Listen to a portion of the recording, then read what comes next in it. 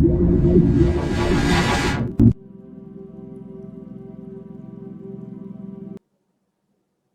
kita yang terbaru ini yaitu tentang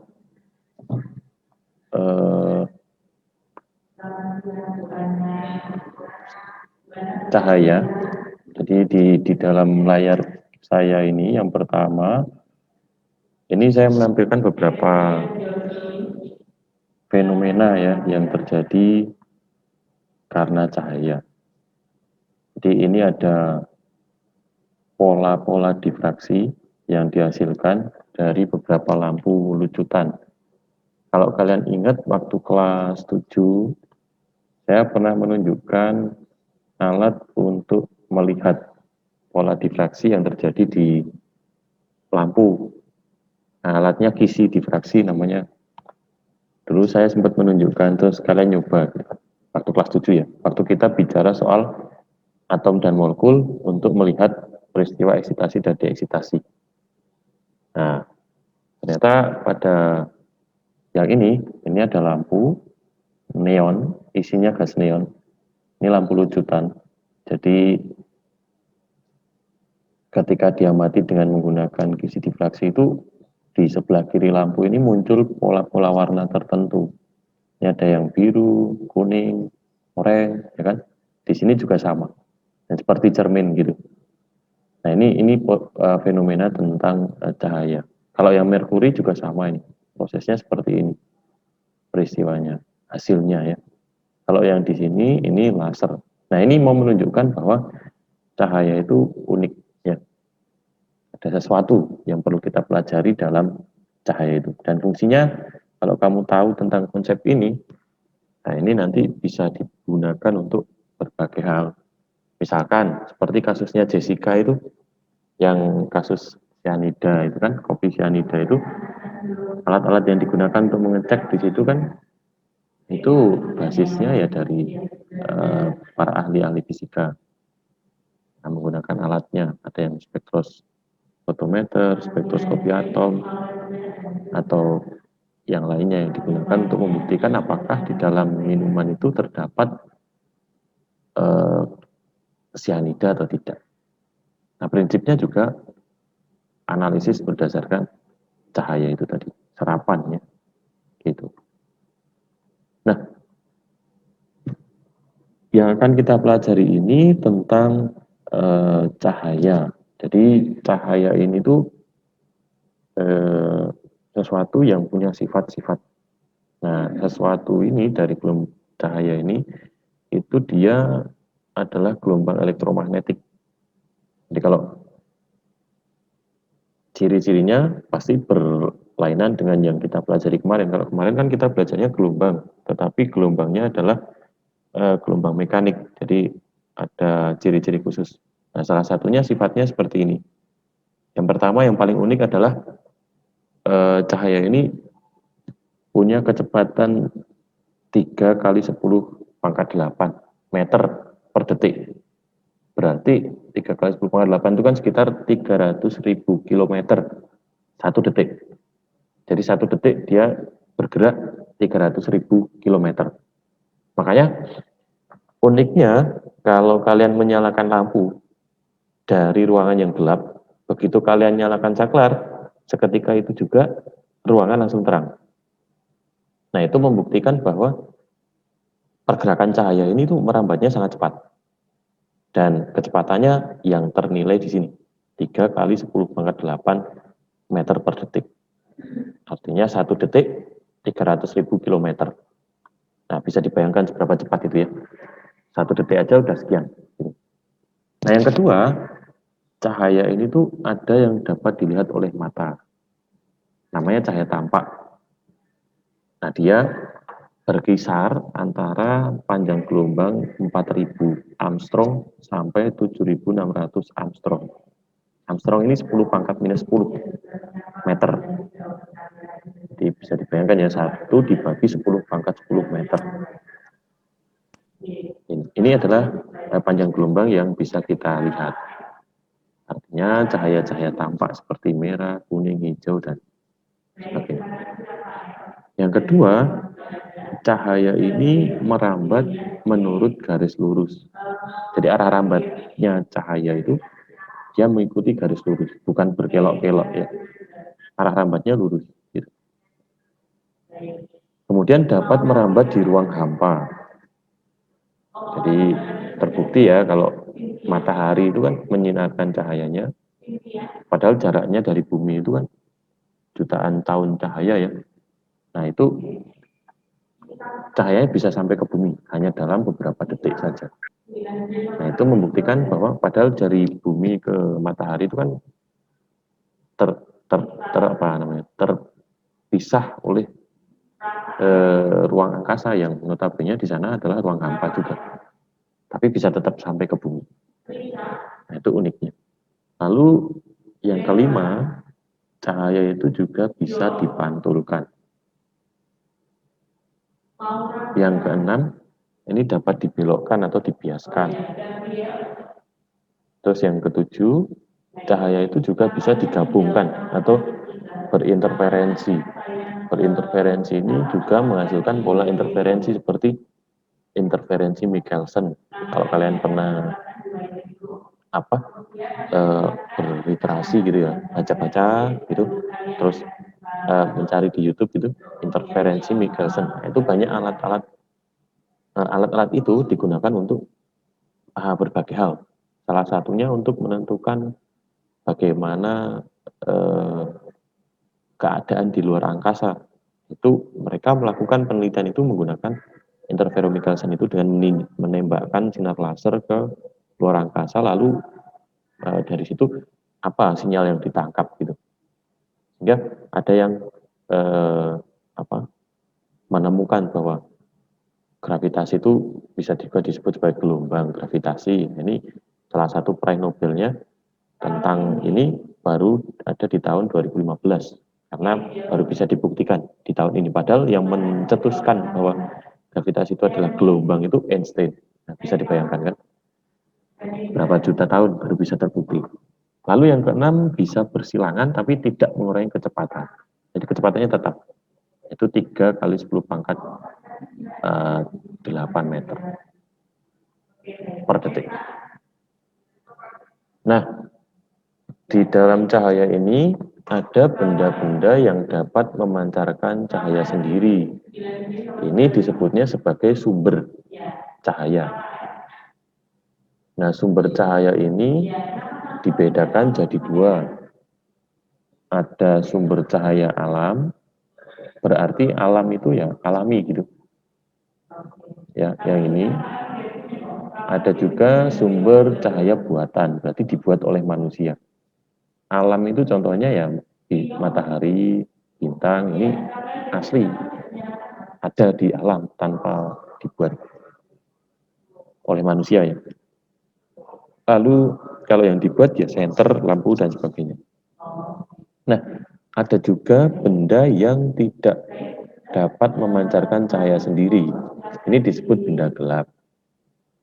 Ini ya semua yang tidak bisa memancarkan cahaya itu disebut benda gelap. Tapi ini dalam konteks yang kita pelajari loh ya. Kalau dalam konteks luar angkasa, benda gelap ini adalah materi gelap, dark matter, yaitu materi-materi yang belum tahu diketahui nih. Ini tuh sebenarnya sifatnya seperti apa, bentuknya seperti apa, tapi ada di luar angkasa. Nah, itu namanya dark matter. Dan alam kita itu terdiri dari 90% itu terdiri dari dark matter dan energi gelap. Nah, uniknya di sini. Kemudian yang keempat, ini ada yang disebut benda gelap, yaitu dibedakan jadi 3.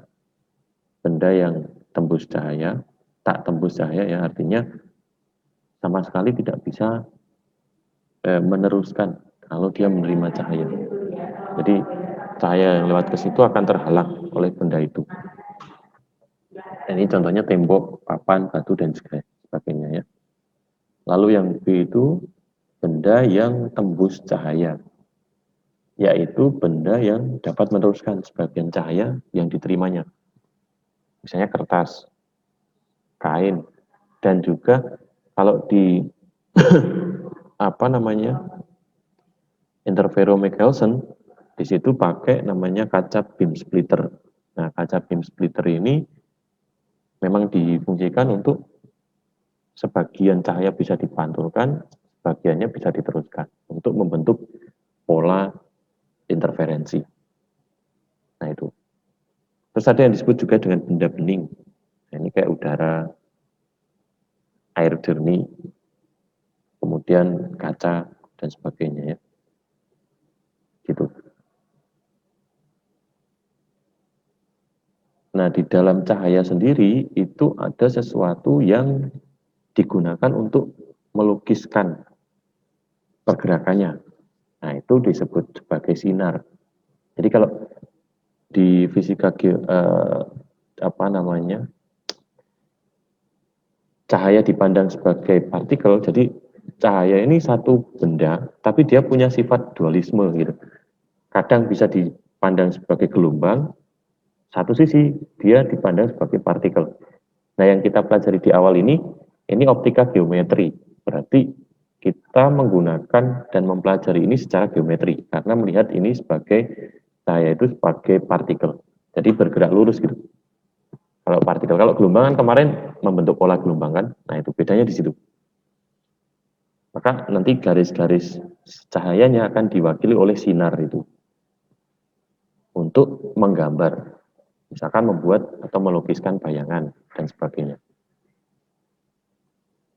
Nah, arah perambatan berkas cahaya ini tuh mengikuti garis lurus, seperti yang ditunjukkan oleh gambar 7.1 ini. Kalau ini muka-muka gelombangnya, nah sinarnya itu yang garis-garis ini. Jadi lurus gitu geraknya. Mengikuti garis lurus. Nah,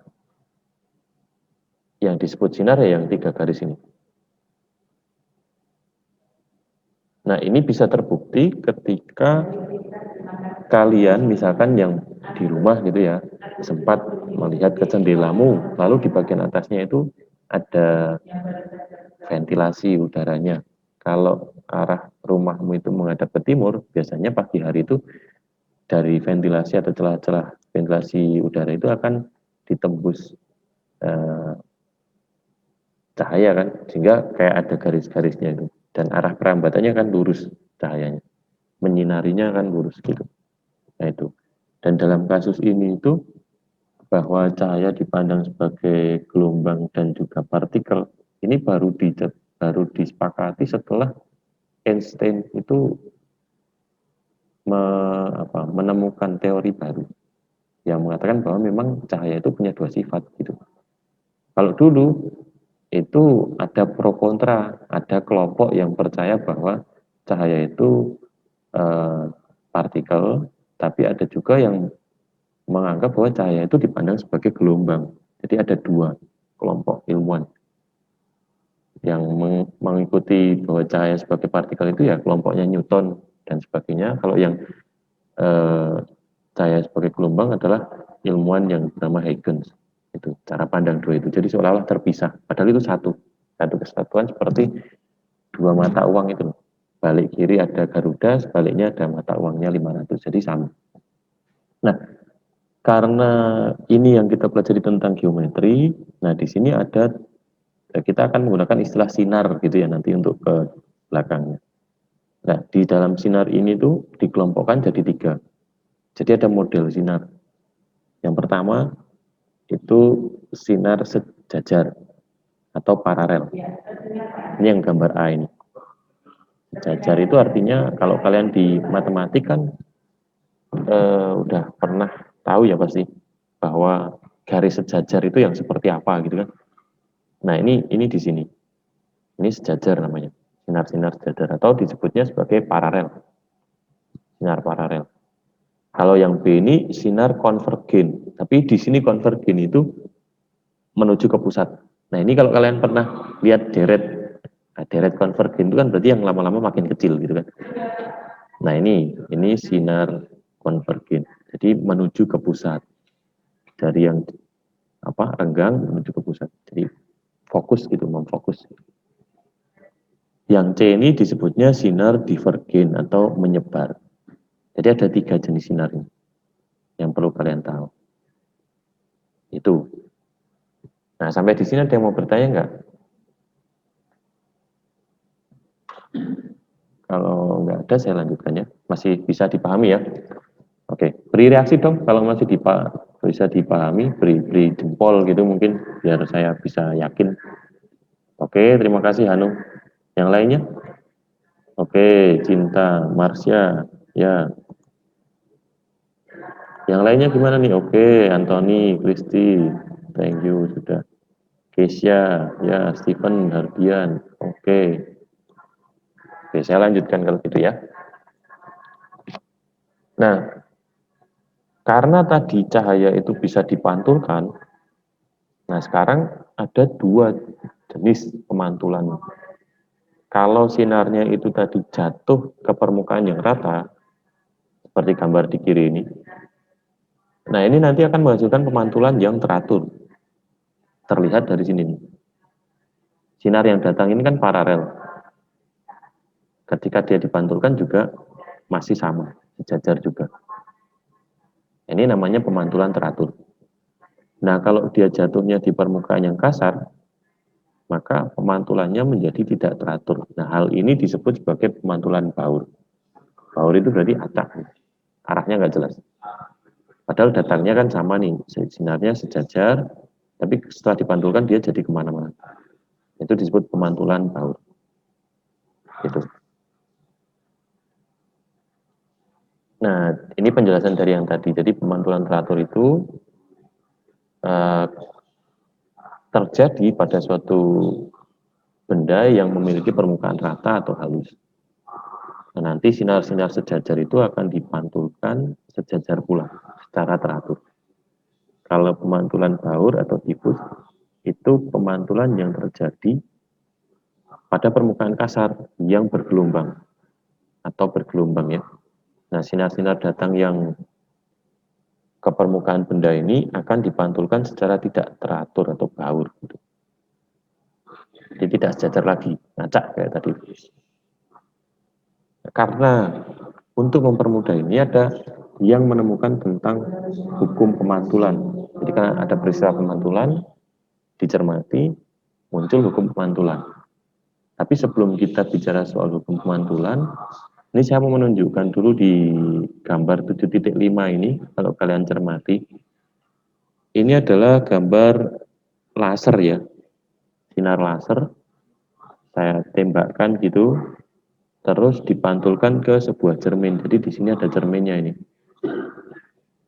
Nih. Ini cermin ini yang digunakan untuk memantul ini cermin. Oke. Nah, lalu dia sinarnya warna merah ya lasernya di ruang gelap. Ketika dipantulkan begini, ternyata dia memantulnya ke sana dan dari gambar ini difoto lalu dilihat dicermati. Nah, untuk mencermati ini perlu ada istilah-istilah yang kalian ketahui dulu. Yang pertama, ada yang disebut dengan sinar datang. Jadi sinar dari sumber menuju ke cermin. Itu disebut sinar datang. Itu yang ini. Oke. Nah, tapi arahnya bukan yang ke sini ya. Maksudnya sinar datang ini yang ke mata kita. Dari sini ke mata kita, tapi inilah sinar datangnya. Lalu ada yang disebut sinar pantul oleh cermin. Ini berarti sinar yang dipantulkan oleh cermin. Lalu ada yang disebut sudut datang, yaitu sudut yang dibentuk. Oh, sebelum ke situ ada yang disebut dengan garis putus-putus itu yang dibuat tegak lurus bidang pantul itu disebut garis normal. Jadi di sini yang garis putus-putus ini disebut garis normal. Ini arahnya selalu tegak lurus bidang. Kalau bidangnya miring gini berarti garis normalnya ya ke sana. Gitu. Oke. Ini normalnya. Jadi selalu tegak lurus bidang. Ini juga begitu. Nah, lalu ada yang disebut dengan sudut datang. Sudut datang itu sudut yang terbentuk dari sinar datang terhadap garis normal. Jadi yang ini disebut sudut datang. bukan yang ini ya. Jadi yang dibentuk dari sinar datang terhadap garis normal itu disebut sudut datang atau theta di sini saya sebutnya. Kalau ada sudut datang berarti ada sudut pantul. Nah, sudut pantul berarti yang dibentuk oleh sinar pantul terhadap garis normal. Ini saya bedakan jadi theta aksen gitu ya. Ini ada aksennya, nggak kelihatan dikit. Gitu, gitu ya. Jadi bisa ya dicermati ya, bisa ditangkap ya pesan saya. Oke, nah dalam eksperimen itu ini ternyata setelah diukur gitu ya dari gambar ini dilihat gitu, atau kita bisa pasangi juga tuh busur di sini gitu. Ternyata sudut sinar datang itu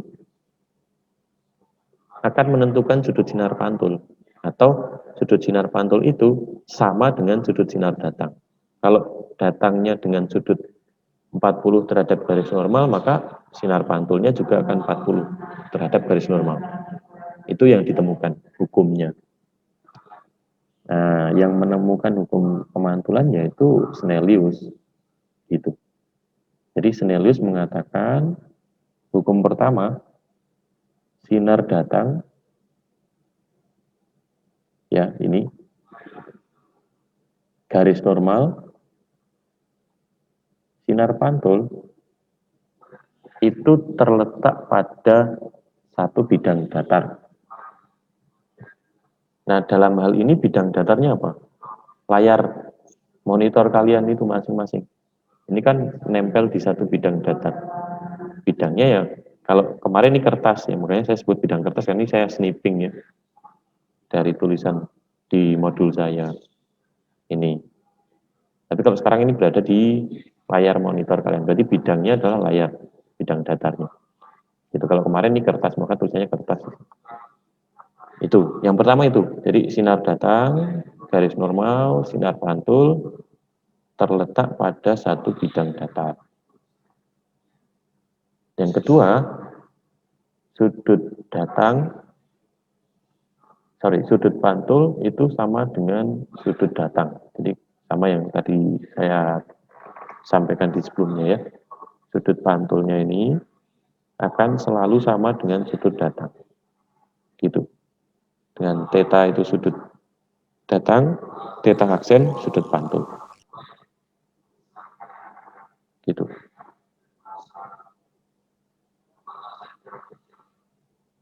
Oke.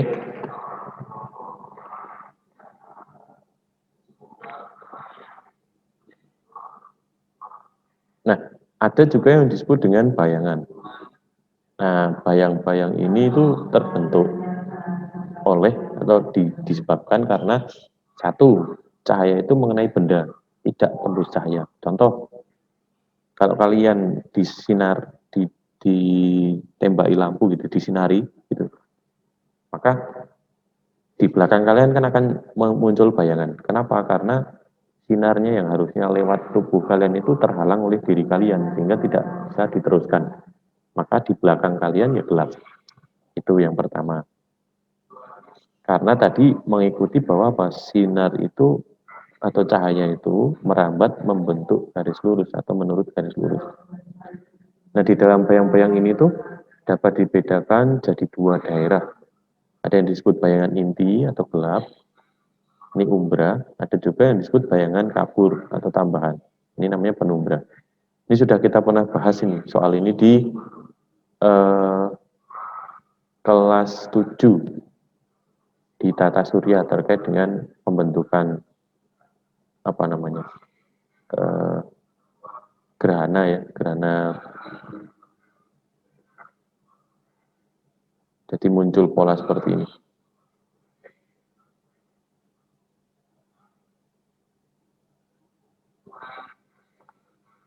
Nah, berikutnya ini kita akan mencoba untuk proses pembentukan bayangan pada cermin datar. Jadi kita akan membahas di cermin datar. Jadi dalam sesuatu, salah satu benda yang bisa memantulkan cahaya itu kan cermin. Nah, cermin itu ada beberapa jenis, ada yang disebut cermin datar, ada juga yang disebut sebagai cermin lengkung. Nah, tapi saat ini kita akan masuk pada cermin datar dulu, terkait dengan proses pembentukan bayangan. Nah, ini proses pembentukan bayangannya saya gambarkan atau saya buatkan dengan sketsa begini. Di sini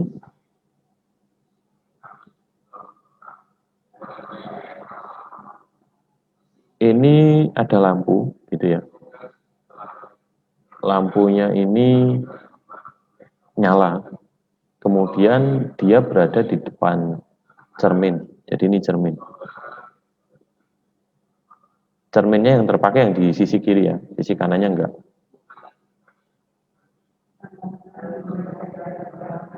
Ya ini enggak. Jadi sisi pemantulnya yang sisi kiri ini. Nah, ketika lampu itu nyala kan berarti nanti sinarnya akan menyebar, bisa ke sana, ya kan? Dan seterusnya. Nah, jarak lampu ini ke cermin itu kita kenal sebagai jarak benda. Jadi dari lampu ke cermin itu disebut sebagai jarak benda. Nah, ketika sinar ini meninggalkan sumber, maka ada yang bisa mantul ke arah cermin yang saya gambarkan dengan garis pertama. Nah, karena cerminnya ini begini, vertikal ya, maka eh, garis normalnya dia akan ke sana, tegak lurus ke sana kan?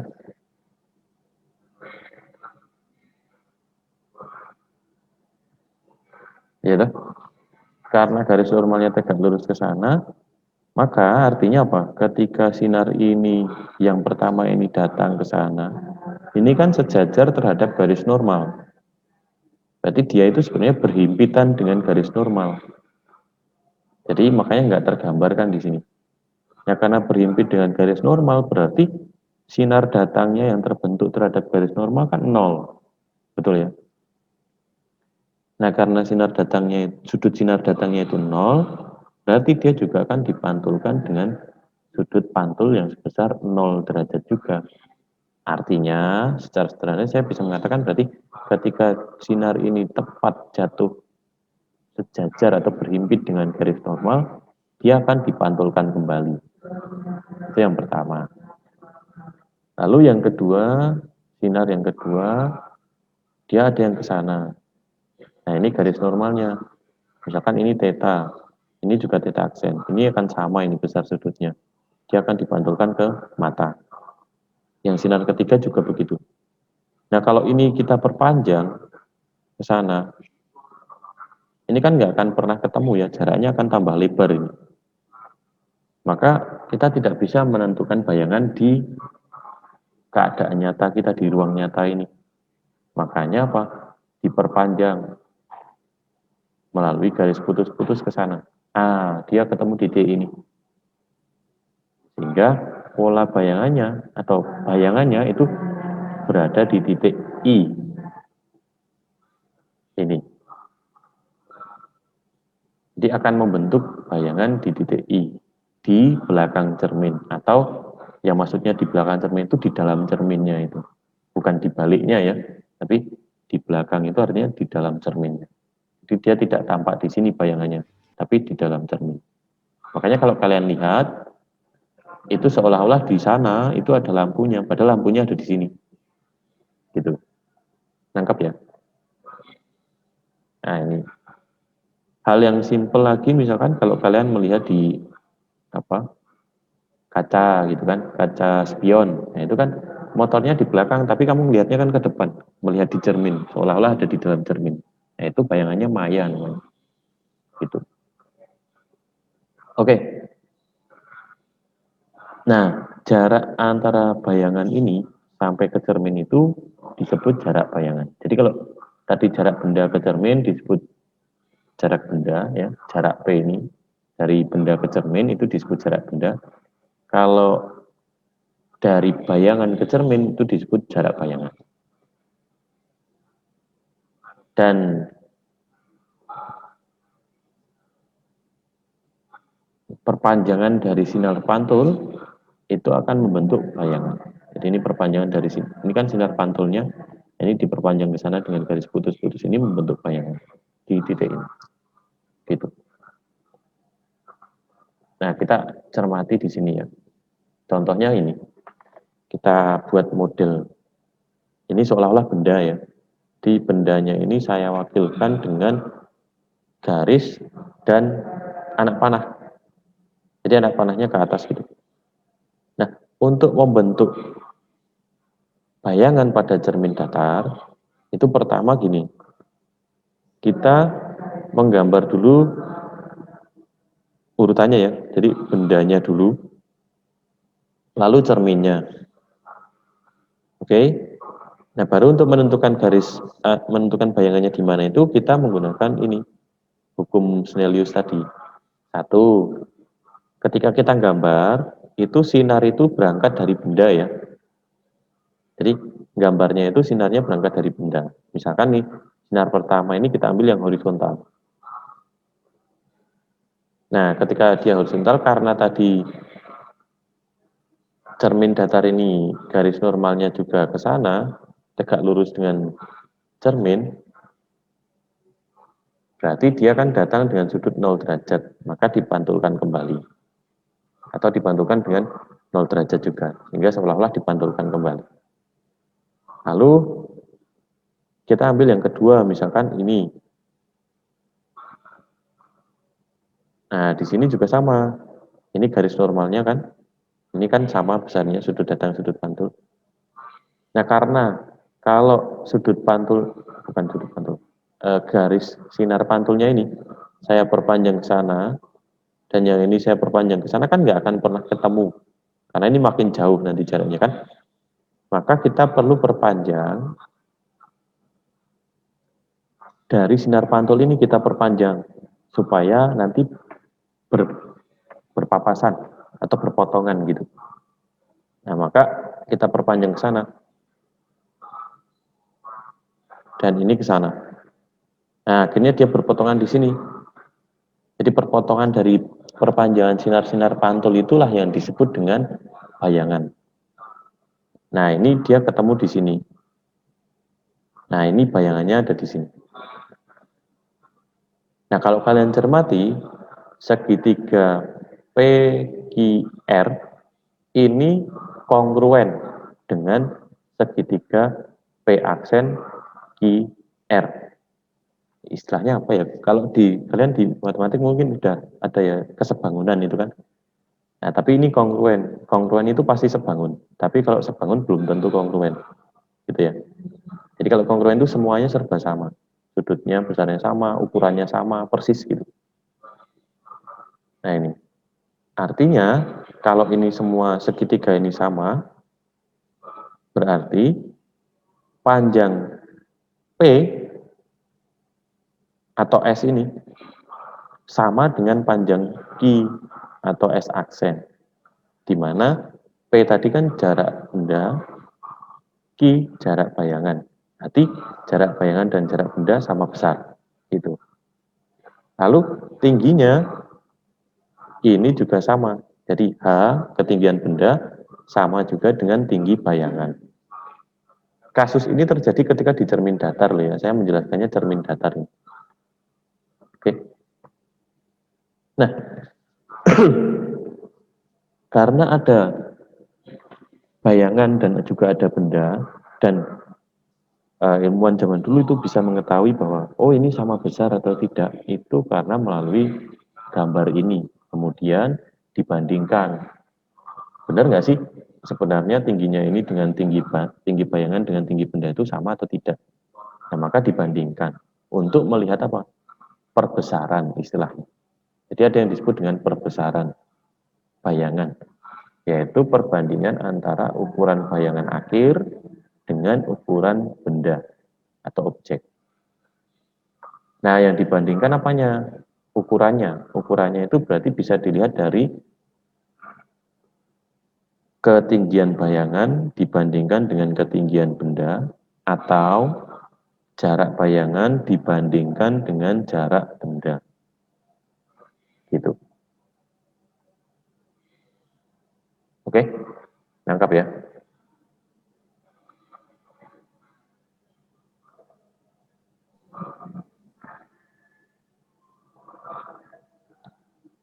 Oke, saya lanjutkan. Nah, ini contohnya. Jadi dia punya sifat yang tadi itu ya. Jadi dari sini kita bisa mengambil atau menyimpulkan bahwa bayangan yang dibentuk oleh sinar cermin datar itu punya sifat. Sifat bayangannya yang pertama itu maya dan terletak di belakang cermin atau tidak bisa ditangkap layar. Artinya kalau kalian pasang layar di sini, ini nggak akan pernah ketemu bayangan ini di sini karena bayangannya ada di dalam cermin. Gitu. Lalu yang kedua kesimpulannya, ukuran bayangan sama dengan ukuran benda. Oke. Kemudian karena ukuran bayangan sama dengan ukuran benda, maka jarak bayangan ke cermin juga akan sama dengan jarak benda ke cermin. Jadi ini akan sama dengan ini. Jaraknya. Tingginya juga akan sama dengan tinggi bayangan. Tapi pada cermin datar itu yang pertama bayangannya tegak. Tegak itu artinya gini, kalau kepalanya di atas, bayangannya juga kepalanya di atas. Kalau kamu bercermin, itu kan pasti gitu tuh. Kepalamu kan di atas, maka bayangan yang terbentuk juga di atas. Bukan terbalik kan. Bukan kepalanya di bawah, kakinya di atas kan enggak. Nah itu artinya tegak istilahnya, sebutannya sebagai tegak. Jadi bayangannya itu tegak. Apakah bisa Pak nanti bayangannya jadi kebalik? Bisa, tapi bukan pakai cermin datar. Ada cermin lain nanti. Gitu. Tapi perbedaannya adalah dia terbalik kanan kiri. Terbalik kanan kiri itu apa? Kalau yang diangkat tangan kiri, di cermin itu yang diangkat adalah seolah-olah tangan kanan. Maka sejujur-jujurnya cermin itu masih tetap berbohong, ya kan? Makanya jangan ada pepatah bercermin dengan diri sendiri itu juga perlu dikritisi ya, karena cermin pun juga bisa berbohong. Ketika kita mengangkat tangan kiri, cermin mengangkatnya tangan kanan, ya kan? Jadi sejujur-jujurnya cermin masih juga ada sifat jeleknya, gitu. Nah ini contohnya.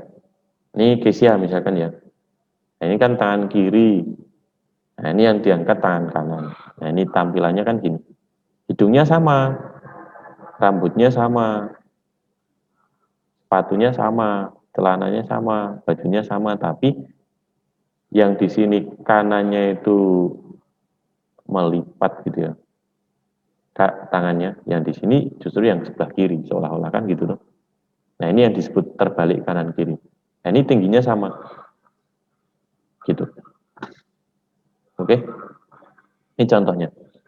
Tapi jarak benda ini ke cermin akan sama dengan jarak bayangan itu ke cermin. Jadi ini.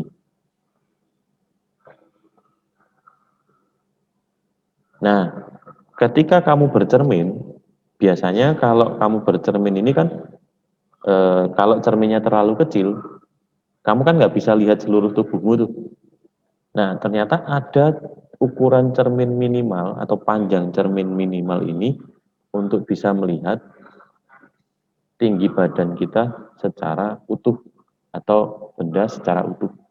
Jadi ketika benda bercermin itu ada ukuran cermin minimal supaya bendanya itu terlihat utuh.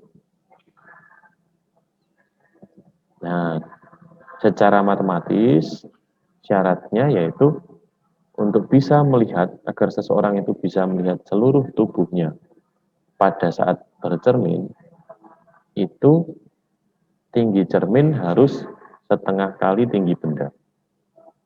Ini syaratnya. Jadi T pangkat 1 ini tinggi cermin, itu setengah kali dari tinggi bendanya.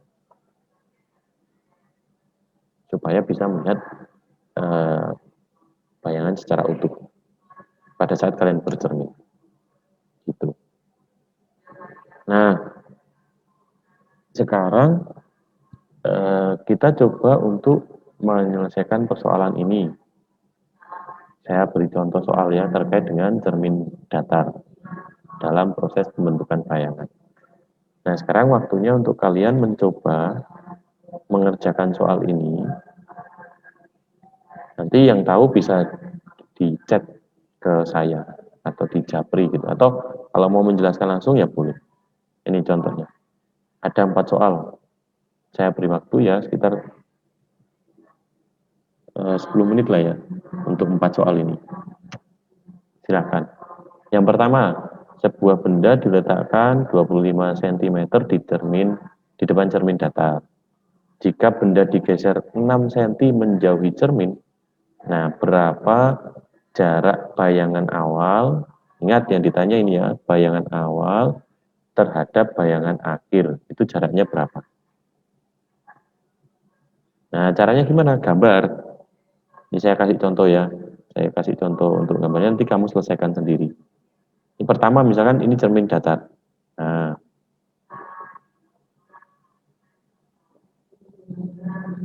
lalu pertama di soal ini mengatakan apa? Sebuah benda diletakkan 25 cm di depan cermin datar. Itu dulu kamu ikuti.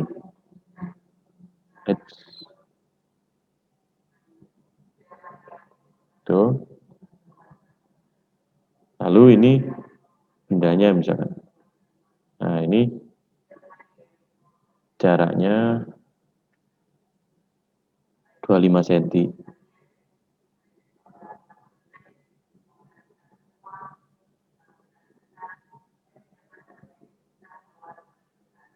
Keadaan pertamanya. Nah, keadaan kedua, jika bendanya digeser 6 cm menjauhi cermin. 6 cm menjauhi cermin itu gesernya ke kiri atau ke kanan berarti?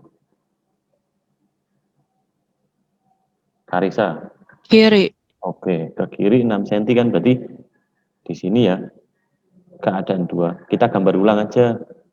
Di sini ya, misalkan di sini nih. Ya, tadi berarti sekarang jaraknya dari berapa? Pokoknya dari sini ke sini itu, nah ini 6 cm, ya kan?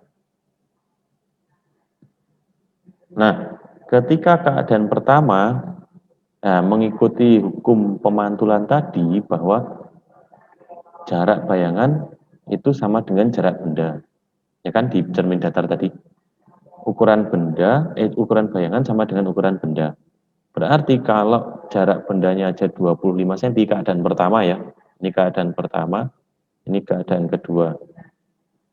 Nah, keadaan pertama itu jaraknya 25 cm, berarti bayangannya berada di mana? Nah, di 25 cm juga atau dari cermin? Betul ya?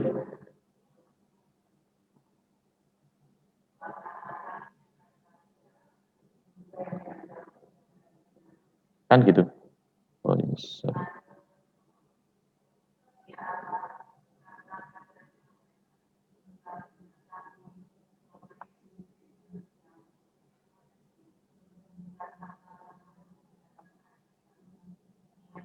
Gitu.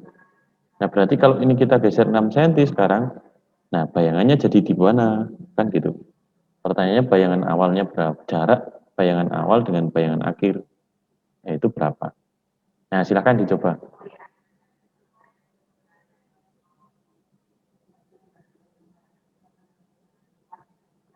Silakan dicoba.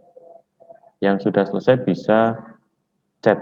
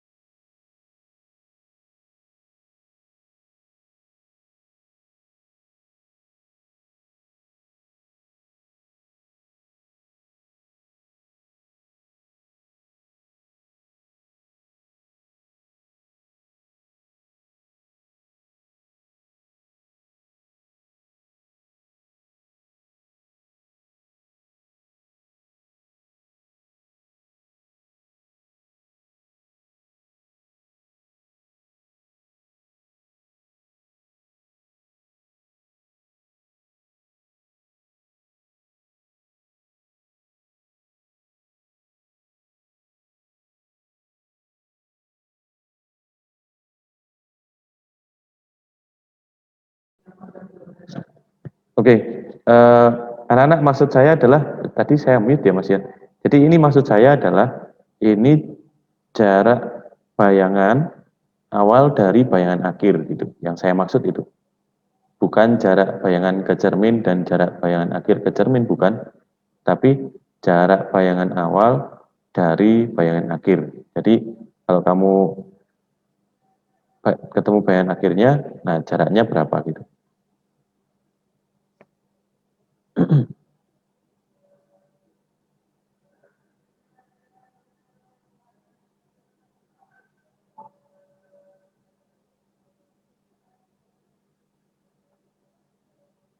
Ya, Billy, oke, terima kasih. Yang lainnya?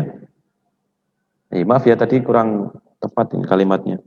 Yang saya maksudkan bukan itu tadi.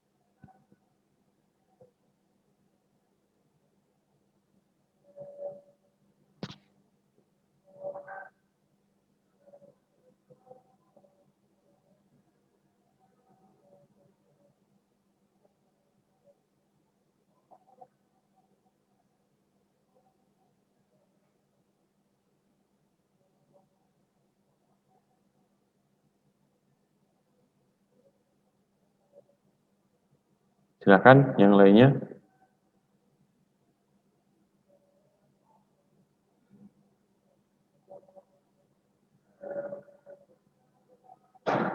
Silakan yang lainnya, siapa yang sudah? Oke, Billy sudah. Keisha, dicek lagi Keisha. Pangeran, dicek lagi Pangeran. Iren, dicek lagi ya. Karisa. Ah, Nathan, betul.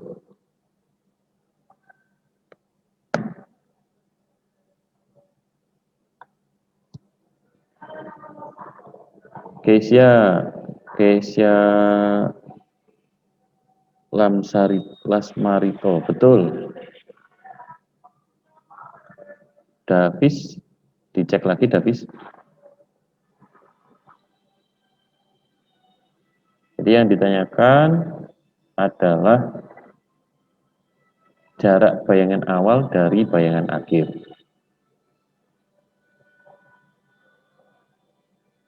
Atau jarak bayangan akhir dari bayangan awal. Itu sama aja.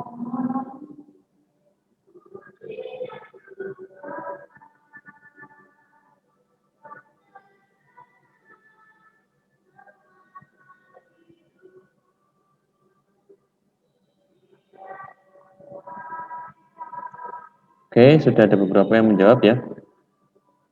Ya, nggak apa-apa guys ya. Oke, kita akan bahas kalau gitu. Jadi yang pertama, silahkan di-unmute ya. Nanti kalian bisa, ya Karisa, betul. Betul sekali. Oke, pertama, di sini, ini kan tadi yang keadaan pertama, bendanya 25 cm kan. Berarti kan jarak benda ke cerminnya 25. Maka jarak bayangan ke cermin juga 25 cm. Kan gitu. Lalu keadaan kedua, bendanya kita geser menjauhi cermin 6 cm. Berarti jadi berapa ini di sini? Jadi berapa senti ke cerminnya? 31 cm. Iya betul, 31 cm. Ketika keadaan 2, dia kan sudah 31 cm, berarti bayangannya juga jaraknya berapa? 31. Iya, benar. Berarti kan dia kan di sini.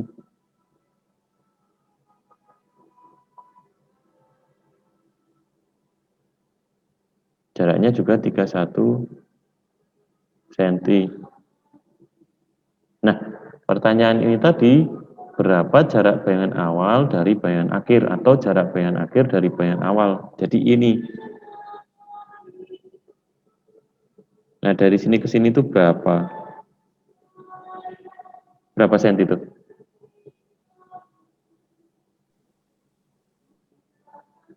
Halo? Halo? 6. 6. Betul. 6 cm. Nah, ini yang saya maksudkan dari soal ini ya. Itu. Oke. Nah, selanjutnya coba yang nomor 2. Ini juga sama ya. Dari gitu ya, bukan dan ya. Jadi jarak benda awal dari bayangan. Jadi ini dari ya.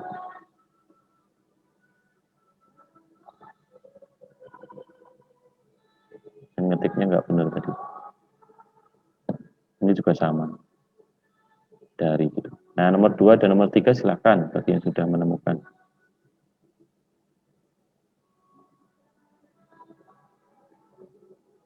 Cara mengerjakannya sama kayak gini. Ya. Persis kan kejadiannya juga persis, cuma yang ditanyakan aja yang beda. Kalau ini bayangan awal dari bayangan akhir. Kalau ini jarak bendanya dari bayangan akhir itu berapa? Posisi benda dari bayangan akhir. Ya, Billy sudah. Karisa. Kurang tepat Karisa. Dicek lagi pertanyaannya. Jarak benda awal dari bayangan akhir. Ya, awalnya kan di sini. Bayangan akhirnya di sini, kan gitu. Ya, betul, Hardian. Silakan yang lainnya.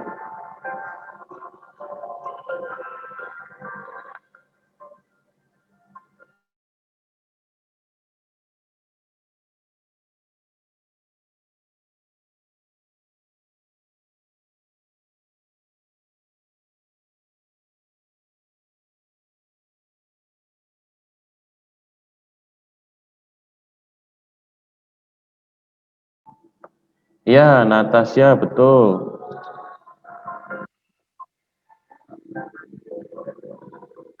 Marsha, cek lagi. Kesia Lamsmarito, betul.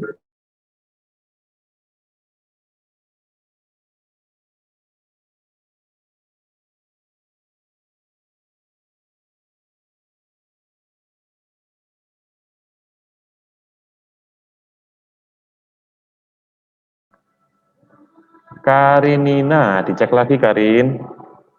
Gambarnya keadaannya persis dengan ini. Cuma yang ditanyakan jarak bendanya. Bendanya kan di sini. Ke bayangan akhir. Bayangan akhirnya di sini. Nah, itu berapa senti?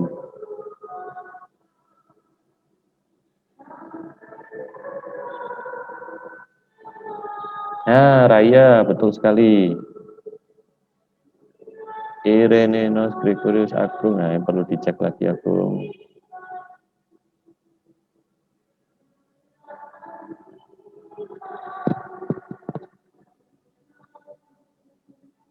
Ya, Nathanael Pangeran, betul. Oke, anak-anak.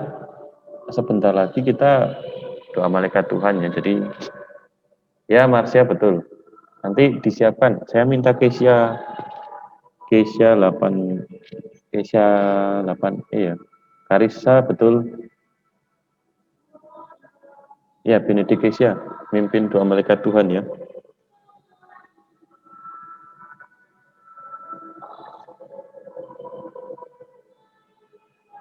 Sebentar lagi kan doa malaikat Tuhan. Ya, tepat 12. Kesia, yuk kita, anak-anak, mari kita break sebentar ya. Saya stop share, kita doa malaikat Tuhan.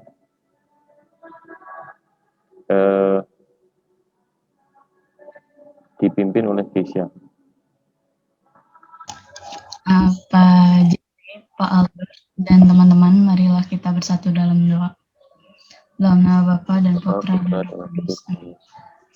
Maria diberi kabar oleh malaikat Tuhan bahwa ia akan mengandung dari Roh Kudus. Salam Maria, penuh rahmat, Tuhan sertamu.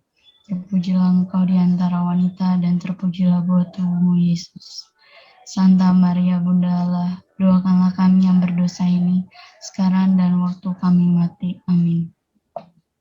Aku ini hamba Tuhan, terjadilah padaku menurut perkataanmu. Salam Maria, penuh rahmat, Tuhan sertamu. Terpujilah engkau di antara wanita, dan terpujilah buah tubuhmu Yesus. Santa Maria Bunda Allah, doakanlah kami yang berdosa ini, sekarang dan waktu kami mati. Amin. Sabda sudah menjadi daging dan tinggal di antara kita. Salam Maria, penuh rahmat, Tuhan sertamu. Terpujilah engkau di antara wanita, dan terpujilah buah tubuhmu Yesus. Santa Maria Bunda Allah, doakanlah kami yang berdosa ini, sekarang dan waktu kami mati. Amin. Doakanlah kami ya Santa Bunda Allah, supaya kami dapat menikmati janji Kristus. Marilah berdoa. Ya Allah, karena kabar malaikat kami mengetahui bahwa Yesus Kristus Putramu telah menjadi manusia. Curahkanlah rahmat-Mu ke dalam hati kami, supaya karena sengsara dan salibnya kami dibawa kepada kebangkitan yang mulia. Sebab Dialah Tuhan dan pengantara kami. Amin. Dalam nama Bapa dan Putra dan Roh Kudus. Amin. Oke, saya betulkan dulu kalimatnya tadi ya.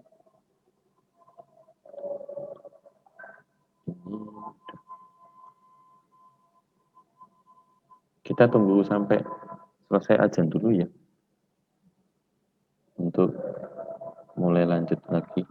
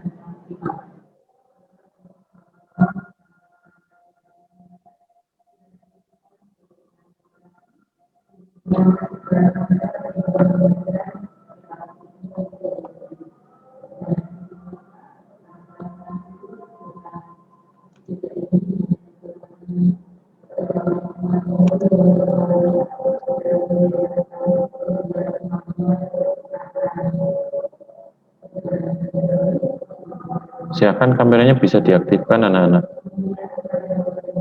Marco, Kristi, Matthew, Agnes, Elizabeth ya, Billy, Hanung. Yang slide 2 ini mati semua ini. Slide 2, 3, yuk dinyalakan kameranya.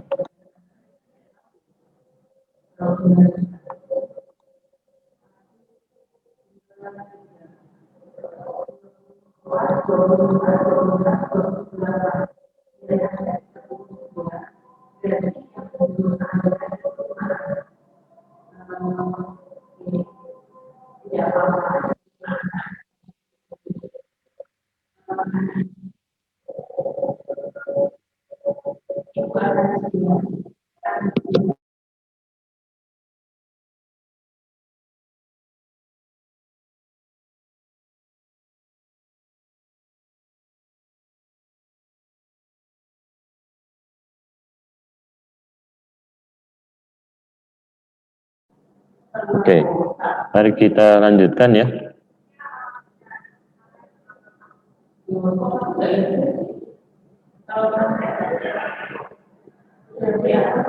Nah, ini saya sudah betulkan juga tadi kalimat soalnya ya. Nah, silahkan dicoba nomor nomor 2 tadi sudah banyak yang menemukan, yaitu 56. Betul sekali. Jadi tadi kan, tempat lagi ya. Tadi gini ya, ini kan cerminnya. Nah, lalu bendanya itu di 25.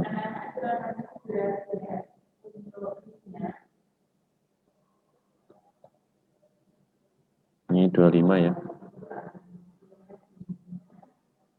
Lalu bayangannya tadi di 25 juga tuh.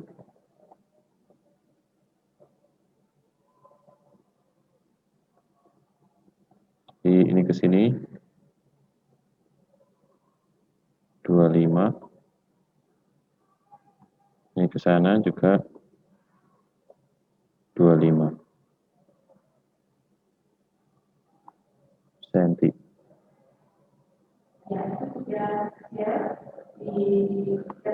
Gitu.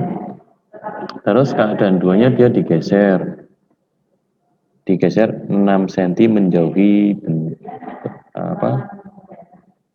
menjauhi cermin. Berarti kan jaraknya menjadi 31. Ya kan? Ini ke sini. Maka bayangannya juga kan terbentuk tadi ini yang soal pertama ya. Di sini 31 juga.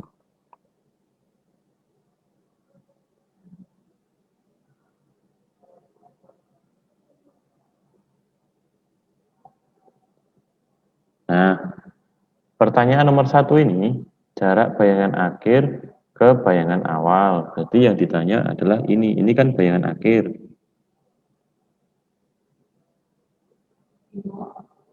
Ya, ini kan bayangan awal.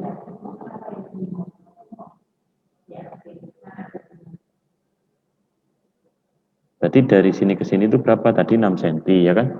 Terus sekarang jarak bayangan akhir dari benda awal. Bayangan akhirnya kan ini. Ya kan? Benda awalnya kan yang ini. Awal mulanya kan bendanya di sini. Berarti berapa senti dari sini ke sini tuh? Halo? Berapa? Marsya? Marsya tadi mau jawab? Marsya Seril. Saya nggak dengar suaramu. Coba, halo, halo. Ada yang mau dengar suaranya Mas nggak? Nah, Nggak berapa? ada suaranya. Iya, makanya. Nah, kalau Pangeran jawabannya berapa?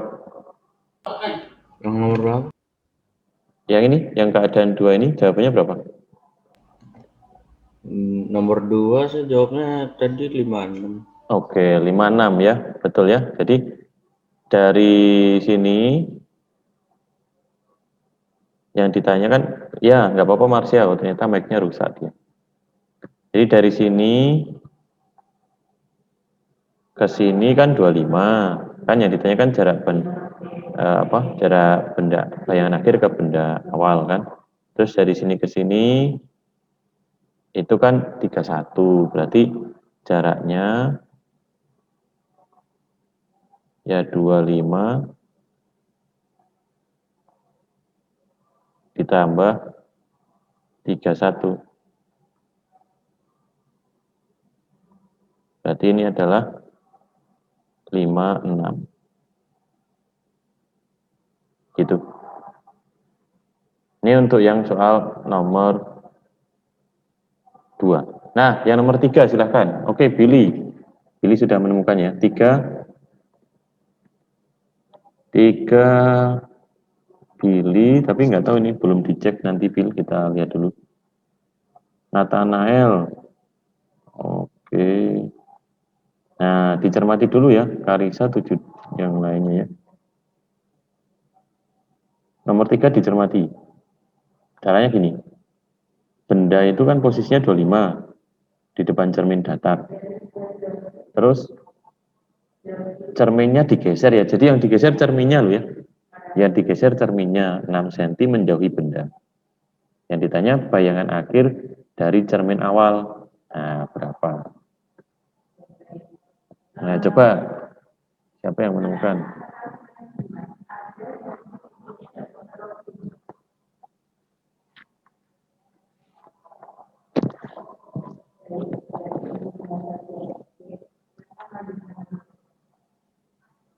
Oke, ada beberapa ini yang menjawab. Tinggal.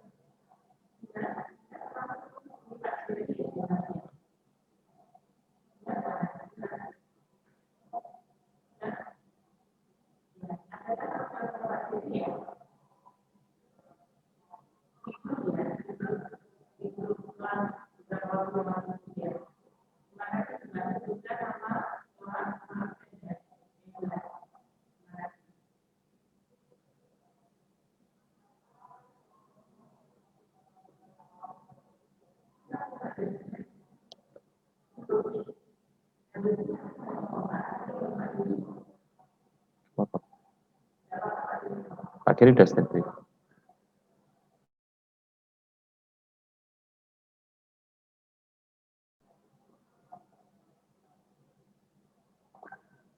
Ya, berapa ini? Hati-hati ya jawabannya ya. Marsha, Keisha, Irene. Yang digeser cerminnya 6 cm menjauhi benda. Nah, 6 cm tapi menjauhi benda.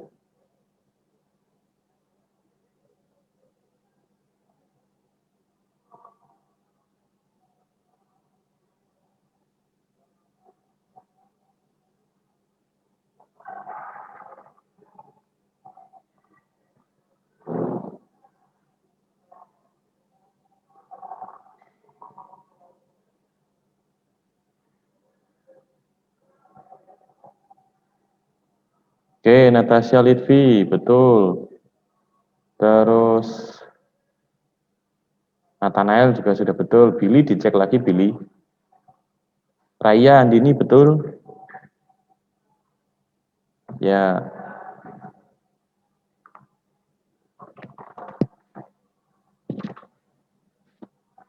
Karisa. Dicek Karisa. Kurang tepat.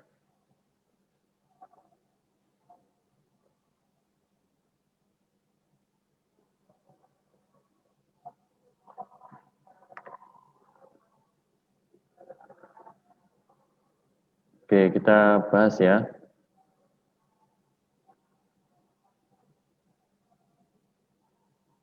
Atau silakan selesaikan juga yang nomor 4 gitu ya. Saya tunggu.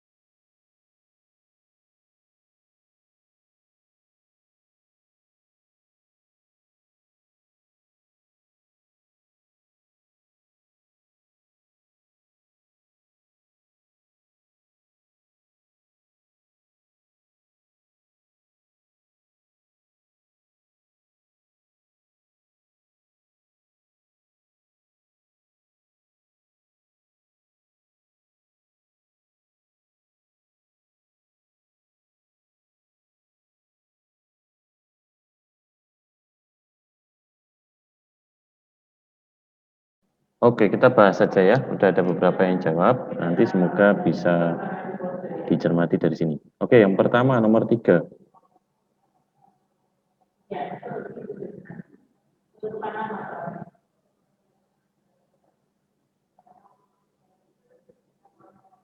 Ini cerminnya ya. Saya akan clear yang ini aja. Lalu bendanya dia ada di sini.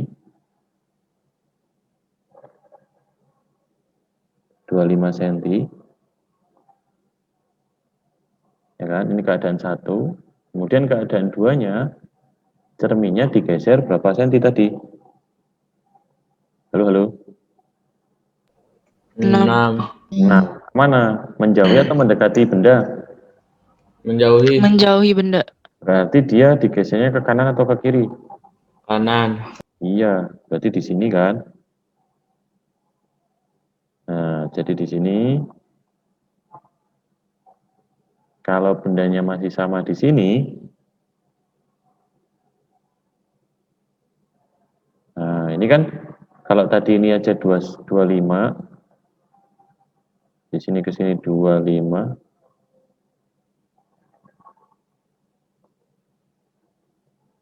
Berarti dari sini ke sini jadi berapa? Kalau ininya tambah 6 tadi.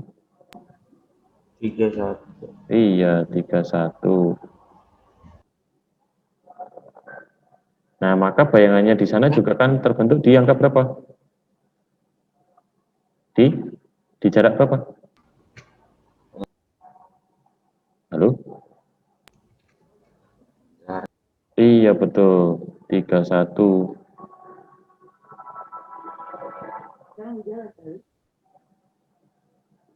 Nah, lalu yang ditanya apa? Jarak bayangan akhir ke cermin awal. Ini ke sini kan sama 31. Ya toh? Ini kan juga 31. Sepakat ya? Anggukkan Iya, Pak. kepala. Iya, bagus. Nah, lalu yang ditanya itu jarak dari cermin awal. Cermin awalnya kan di sini, berarti dari sini ke sini. Nah, itu berapa? Berapa ini berarti? Sekian ini. 37. Iya, betul. Jadi yang betul teman-teman tadi ya, ada yang 37 jawabannya ya. Oke. Nah, nomor ini, nomor 4 langsung cepat yuk, berapa? Disebutin aja langsung. Hitung panjang minimum suatu cermin yang dibutuhkan untuk, ya betul, Raya, Nathanael, oke. Cinta, ya betul.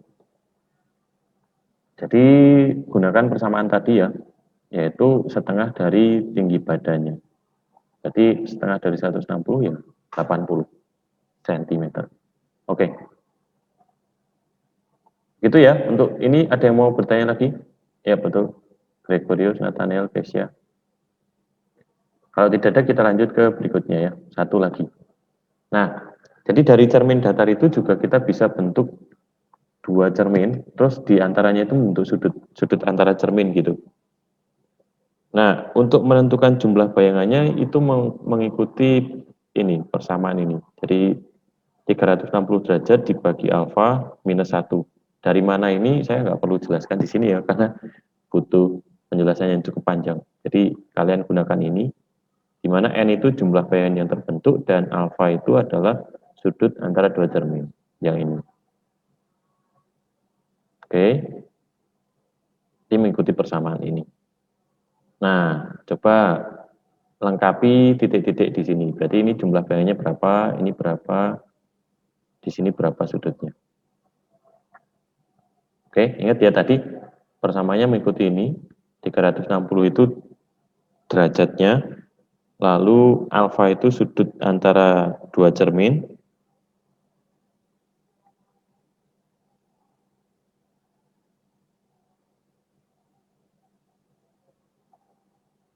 kemudian minus 1. 360 dibagi alfa minus 1. Itu jumlah bayangannya. Nah, sekarang ini dilengkapi.